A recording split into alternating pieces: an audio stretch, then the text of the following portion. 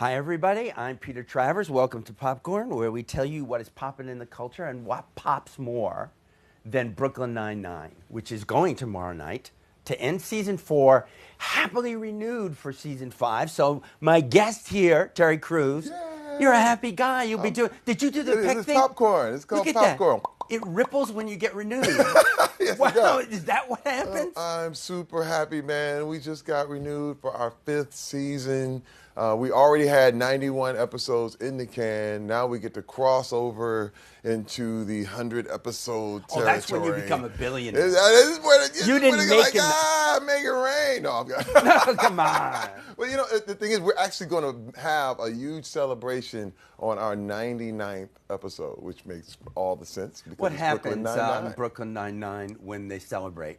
I don't know. I don't know what they have planned, but they said it's going to be big. They said it's going to be a big deal. So I'm really very, very happy. The 100th episode, residuals, billions now. You already made billions at football. The NFL, right, come on. But yeah, first of all, come on. First of all, I mean, in this climate, when you're talking about entertainment and people are picking up, you know, people are saying 8 episodes is a full season.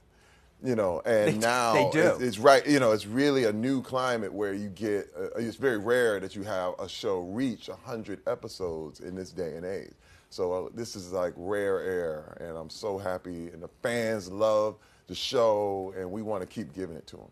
Well, you will. You will have That's it. right. But I'm watching the muscles ripple, Yeah. and I'm thinking, when does that happen? Do you have to be happy? Yeah. This is a happy you can't joy. It just this is happens. not a when sad you percolate. You know, this is a happy percolation. I'm telling you, people, I've seen him do this without a shirt. Oh, it's Don't good. ask me This when. is through a coat, through a suit, through tie, it through just comes shirt, through everything. Through everything. What were you, 6 years old when you woke up and that happened? No, this is what happened. I had no girlfriends, and I was about 12 years old. So immediately you go to that. I'm trying to say I was alone, and all of a sudden I was like, hey, you know, and I look down, and that's just what little boys do when they have nothing, and there's no girlfriends, and you're very sad, and all of a sudden you just do stupid things in the mirror. And you're going to depress all of these 12-year-olds. No, because you grow up getting 100 episodes and getting to do this on Popcorn with Peter Travers. It's just that there's no way for those 12-year-olds to do that. No, I was 12. No, I was 12, and I felt the little sensations. I had a little bird chest, and it starts very small. We would need an electrical prod to do that. Did you like, always have the energy that you have now? I do. I mean, where does it come from? You know what? It comes from, this is the thing. My energy is a decision. A lot of people don't realize it, but you have to make a decision to be happy. You have to take the day. And what happens is, if you don't take it every day, eventually you forget how to take it. You forget how to be happy. You don't understand. So all day, for the rest, you'll go weeks and months and years, and you don't realize you could have taken it every day. So it's a decision. But a lot of people go off and think it's a feeling. And it's like marriage. You know what I mean? Everything is in some Everything is like marriage, because there's a lot of times you're not going to feel in love, but you have to decide to be in love. You know what I mean? It's kind of like once that kind of magic wears off, about year 3, I have year to watch 2. what you're saying if I'm agreeing with you. And my wife is watching. I'm just telling you. What do you mean you're not in love? No, you don't have feel in love. You are in love, but the feeling sometimes, some days, you see, it's a gray day in New York. So you just say, well, man, maybe, I don't know. If you go by the circumstances and you go by what's around you, all of a sudden you just start going with whims and whatever. I decide today it's going to be a good day. And you make it a good day. You look at what's good. You look at what's great. You look at what's happening, and you start to realize, okay, and all of a sudden, you know, feelings follow actions. It's not the other way around. Okay, but I'm talking to you, Terry Crews, so I'm happy. Yeah. You know? So we'll just stay happy. There we go. We'll stay happy. Let's talk a little bit about your character, because it is the last of season 4. Yes. You know, you're not going to tell me now because we're live right. what actually happens on that show. Right. But I love this sergeant because, you know, the guy had a real weight problem. Yes, he did. He had a major weight problem, and he's always eating. I'm surprised you're not eating this popcorn. Oh, I'm good. I conquered that. One good thing is they had. You never had that problem. No, I did. Let me tell you something. There was a time when I retired from the NFL. Basically, when you're an athlete, you know, you're always known as an athlete, and what happens is when you stop being an athlete, there's a depression. There's something that happens because you sit there and you're like, man, I used to be this, and what do I do? It's called the transition, and everybody Ooh. knows what it is. And let me tell you, there's a lot of football players that you see in the news that have a hard time going through the transition It because is. It's a big adjustment. it's huge. Because all of a sudden you're the king of the world, everybody loves you, you're a giant, you're super, you're larger than life, and then all of a sudden they don't know your name, they don't know your number, they don't know who you are, you're not on the team. It's like, but goodbye. And I went through a depression. And what I would do is I would sit up, I remember like 1 a.m. This is back when they had Blockbuster Video. This is back in the day. I would go get a video, get a movie, sit in there and eat hamburgers and fries and a whole bag of cookies. And I gained like 30 pounds. And I remember and my wife came up behind me and pinched my back fat. And I was like, whoa, what are you doing? Oh, hey, don't touch me. And I was mad at her. And she's like, no, honey, it's cute. I was like, it's not cute. This is not cute. Don't touch me there. Yeah, don't. You're touching something that's not even there. Yeah, see, and that was the thing. In my mind, I was this big and shaped up, but I was slowly gaining and slowly getting out of it. But it was the depression, and I learned that a lot of the eating thing and any problem with eating has a lot to do more with your emotions, and I discovered I had to just change it. And I went into the gym and been working out ever since. And that's the thing, because you got to go off how you feel. When you're working out, are you doing something else? Are you listening to music?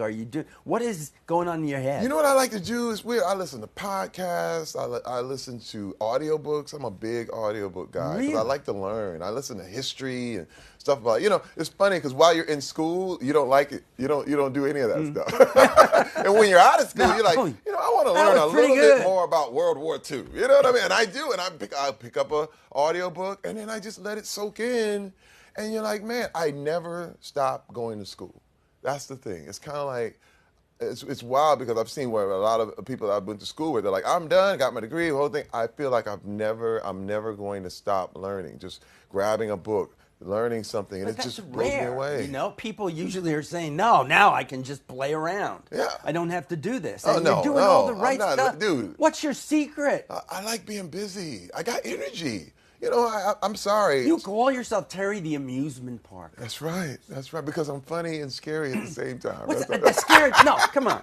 In the Friday movies with the Cube, yes. you're terrifying. Yeah, you come up to him. That was bad. Oh, man. Oh, but I knew what I had to do in that movie, okay? It's the big thing about being an actor is you have to know your purpose. You have to know why you're in a scene. And I remember in Friday, it was like my thing was to put pure abject terror into the character. You know what I mean? And what happened, it translated to the audience because they were like, oh my God.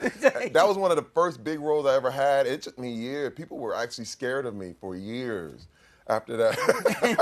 Even though it was a comedy. It was a comedy, but except for you. It was great. Oh, no. I broke it. There was none of that. But you're in Expendables movies, You had the last one with that machine gun. Yes. Terrifying. It was great, man. But it's fun.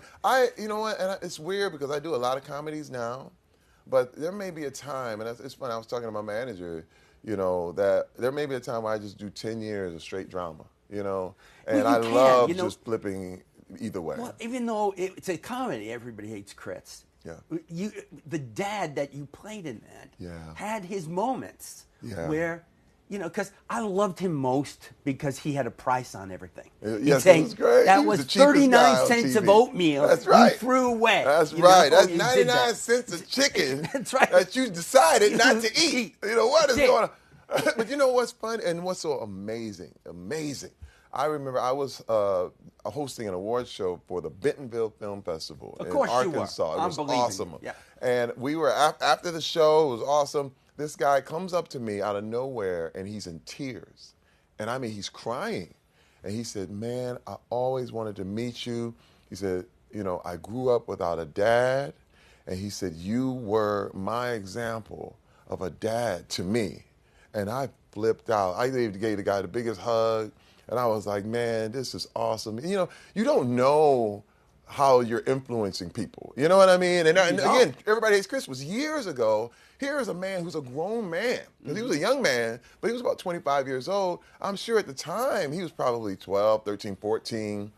And it's like you don't know the influence and the large scale impact that a character like that has for people, especially in an African American family who didn't have experience a father that liked Julius. You know what I mean? And it was just he was in tears, and I just said, man, this is why we do what we do. It made me feel so good. Well, look at you today, though, Yeah. right? You got 5 kids? Yeah, and a grandbaby. Four girls. 4 girls, a son, and a 7-year-old grandbaby named Miley. Wow. Yes. So surviving that takes something. Yes. You know, you're surrounded by women. That's right. All the way. You have no chance. No, I like female energy. In fact, I'm very in touch with my feminine side. Are you? You can tell. I can tell. You know the way you know what I mean? I can like tell. it. To me, it makes me a more balanced human being. You know what I mean? Have you ever seen a guy who's too masculine? You know what I Yes. mean? It's Yes. like he comes in, armpits are You work funky. with them and- all in the Expendables. Oh, man, I work with them all in the NFL. You know what I Yeah, mean? you Look, have, yeah. in the NFL, all the expense, all that stuff. It's like, man, somebody take a shower, okay? Being around too much masculinity is a problem. I'm very in touch with my feminine side. It balances me out. I feel really cool with that. But when I see Brooklyn Nine-Nine and I'm looking at your character, they seem to be stealing your life. Yeah. Oh no. To create this character. Oh, they did. And it blew me away because there were things I was talking to the writers about, things I talked to the producers about, and all of a sudden this is in the script. Hey, wait a minute, They put all these things in there. I told them a long time ago that I said the minivan is the best vehicle for families. I don't care who you are or where you are. The minivan. The minivan is absolutely amazing. If you have more than 2 kids, you can put them in, put them out. It's like boom, boom. It's like the family bus. They put me in, and all of a sudden they put it in the show. Bam! I have a minivan. And I was like, oh my God! And it became it's still a running joke. Even in one episode, they had Jake and Amy driving my minivan. It made it so cool. But it's good because the character is named. I'm the only character who has this actual name, which is Terry. So it's Terry Jeffers, Terry Crews. It makes all the sense in the world. I think you should be getting double paid. You should at least, because they're stealing your life. Let's talk to them. Let's make them. I think can these you guys. call What's their the network problem? and let them know? It's time for them to do this. So I remember seeing you on some show, and they were saying, "What actor on the show is most like his character?" That's me, man. It's you. It's me all the way. Everybody else is completely different. They keep giving me daughters every other year too. I had another daughter on the show last season. So another one. Now I'm sure there's going to be more this. daughters coming. Because I got 4, so they want my life. There's probably more kids coming. So we see that this life is good, but you're from Flint, Michigan, Yes. a place having a tough time Yes. in life. You grew up how then?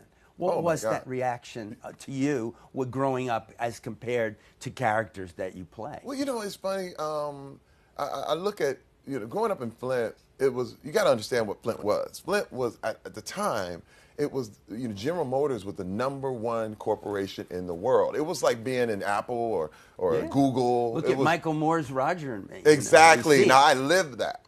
You lived it. I lived Roger and Me. And that was the 80s, the whole thing. And what happened was, it all collapsed. And I mean, it was like going from Palo Alto in San Francisco to nothing.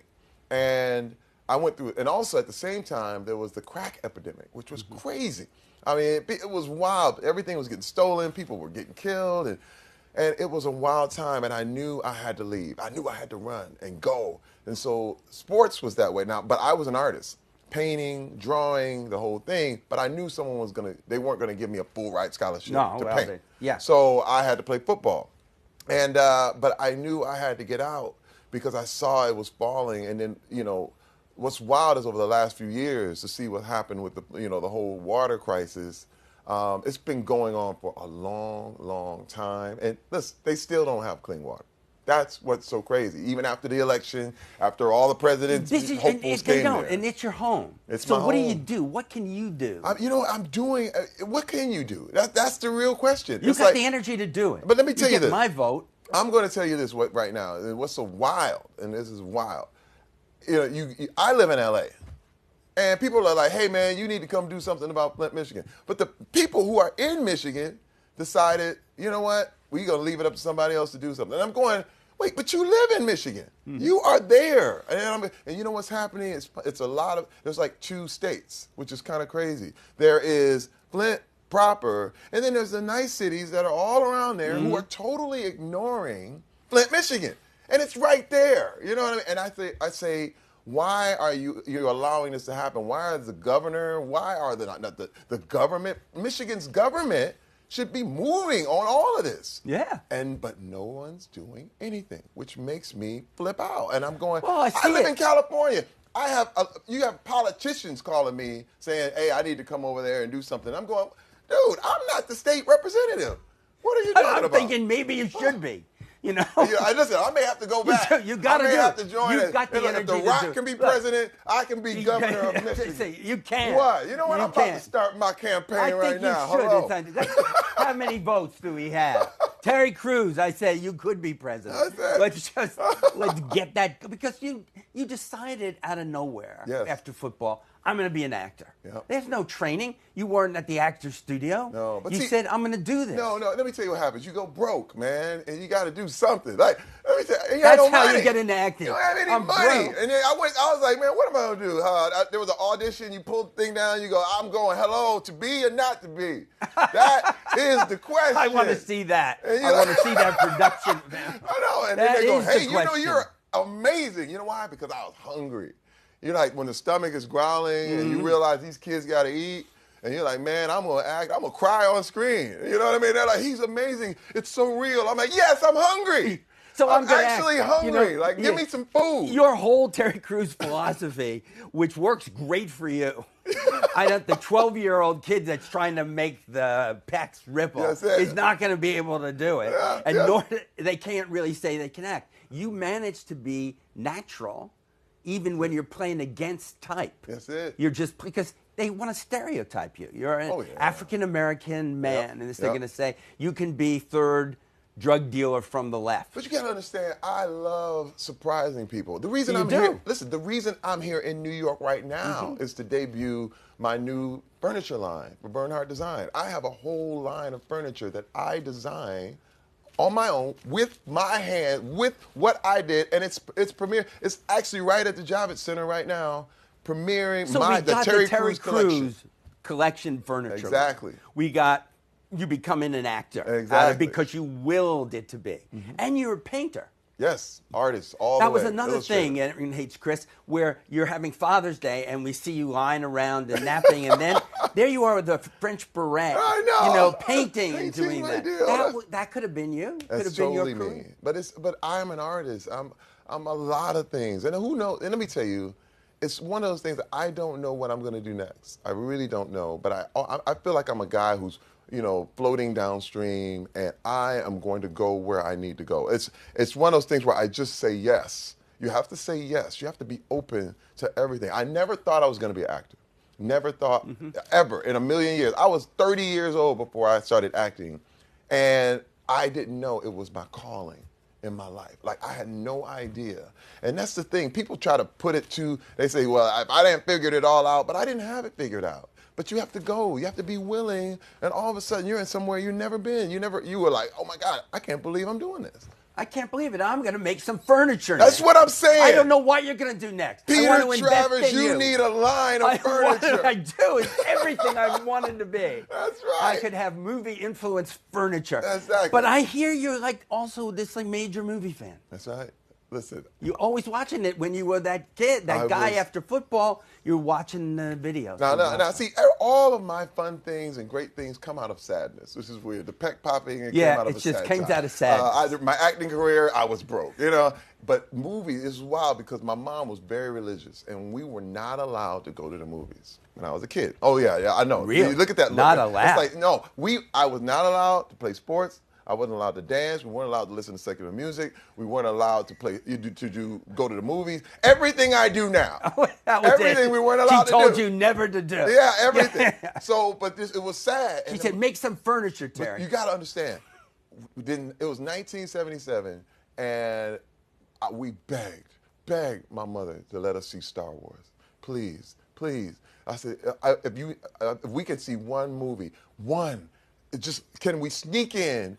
Please, just give me a half an hour. We won't watch all of it. Okay, the credits come, we'll close our eyes. But can we go into the theater and see Star Wars? And you know what she said? I'll let your aunt take you. my aunt took us to the drive-in. I saw Star Wars, and it changed my life. I said, I'm going to be involved with entertainment somehow, some way. I didn't know I was going to be an actor, but I was like, somehow, some way, this changed my life. And I saw Star Wars. It blew me away, and that was but it came out of a very sad time. Well, it comes out, I mean, Han Solo, he builds that, junk pile of a ship. That's right. And he That's gets right. out. That's He it. gets That's it. out from what he's doing That's to me. do that. That's So me. movies were always part of Always. your life after that? Oh, my God. You had to beg your Always. mother, and then now you don't have to. You can see them yourself? Always. It's kind of wild because the church we were in, you couldn't go to the theater, but you could watch a movie if it came on TV. I mean, it's weird. So weird. So weird. I was like, oh, my God, what kind of sect am I in? We eventually got out, thank God. But, Yeah, I wanted to, free my God. Terry. Oh. He needs to get out. Movies After A were New my Hope, life. there's a whole other Star Wars thing Very happening. true. Very true. The Empire does strike back. You know what? There was another movie, Do the Right Thing. When I saw Do the Right Thing, Spike Lee just inspired me beyond belief. It was like he did this, and he was one of those guys that was independent film, was a real big deal. And I thank Spike to this day for the influence he gave me. It was like Star Wars and Do the Right Thing. Those two movies. That was it. It was it. Well, you got to meet a lot of those people that inspired you. I know. To do that. That's crazy. Which is pretty cool. But how much is football in your life? Football is all right. I ain't gonna lie. I mean, all right. It's Listen, I'm gonna be real with you, man. NFL, I got some problems. Just because, you're like, okay, they tell you not to gamble in the NFL. It's not about gambling. But the owners own pieces of FanDuel and DraftKings, and you're like, how can you own that? That's gambling. And I always have a problem with that stuff. You know what I mean? And I tell you, the NFL always loved to dangle carrots to people. They always say, yeah, you want to play so you can be this and you can be that, and you have nothing else. And the thing is, they play on the fact that you don't have anything else. But I always tell players, your life it begins when football's over.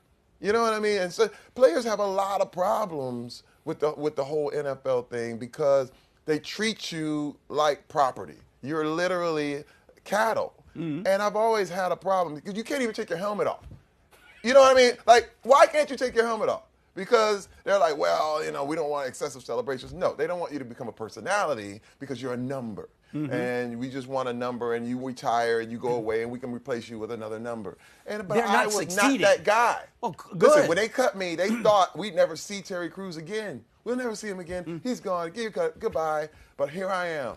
Always. You did it. That's it, baby. I think it's like the greatest thing. But I like to tell all the players that they can do that. You guys, and this is another thing. The NFL is awesome. It's great. Now, listen, understand me. I love football. It's a great sport. But the way women are treated, the way players do women and the whole thing and this whole misogynistic way of dealing with life, it's kind of like the code of masculinity. And let me tell you another thing. When I started going around the world, and I went to South Africa, and I looked for NFL, and I couldn't find it. Then I went to Brazil, and I looked for NFL scores, and it wasn't there. Then I went to Europe and tried to look for the NFL, and it was nowhere. And I said, you know what? We've been sold a bill of goods because they're telling us it's a worldwide sport.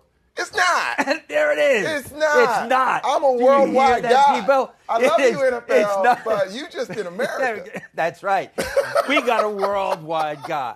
Yeah, I could talk to you forever. I know. I'm sorry. I get the get feeling. random. No, but like, it's good, hey, man. It's good. You got the excitement. That's but good. this show always ends in song. Yes. Now, let's do it. Because of White Chicks. Uh-huh. No, I mean, I guess you've been hearing this now for 3 or 4 years. Oh, yeah. More than that. Vanessa Carlton, really? But what did she say when you sang 1,000 Miles for the first time? Oh, my God. Well, you know what? First of all, I remember, you got to understand, on set, when we were doing that movie, when we did that moment, it was a one take. One take. A lot of people don't know. It was one take. And Keenan Ivory Wayans, who's a legend, he's a legend, a director. He was directing the movie. He was like, Terry, we're done. We're done. And people were in tears. Yes. People were behind the camera going, oh, my God. And I knew there was a moment. You know what I mean? It's kind of weird. Oh, I use it as a screensaver. I just love it because it is. And we knew we had a moment. Can you give me a little piece of it? Making my way downtown, walking fast, faces pass and I'm homebound. Do-do-do-do-do-do. That is great. Thank you. Terry. Oh, you got it. You are the best. Oh, my man. Yeah, It's this great is to great. see you, You get Peter. to keep the popcorn. Yeah, this is like an That's award. it. This Yeah, is awesome. He's got it. Look at that. Thank you.